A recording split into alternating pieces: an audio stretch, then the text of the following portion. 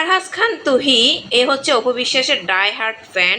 সে লিখেছেন, একদম সত্যি কথা বলছি, শাকিব খানের পর শুধুমাত্র এই ছেলেটাকে ডালিউড কুইনের সাথে অনেক মানিয়েছে। হ্যাঁ ভাই, আমিও বলছি অনেক মানিয়েছে। অ্যাটলিস্ট এই ছেলেটাকে নিয়ে যেন সুখে শান্তিতে থাকে আর কাউকে নিয়ে যেন টানাটানি না করে, আমরা এটাই চাই। অপু বিশ্বাসের ফ্যান লিখেছেন, সুন্দর মানিয়েছেন এই দুজনকে, তাই জন্য কমেন্টে আপনারা মা ছেলে বানিয়ে দিবেন। আসেন কমেন্টগুলো একটু পড়ে শোনাই। তাই যাই হোক, আমরা একটু কমেন্টগুলো পড়ে আসি। বডির লগে আটকে আছে অপু বিশ্বাসের ছেলের মতন।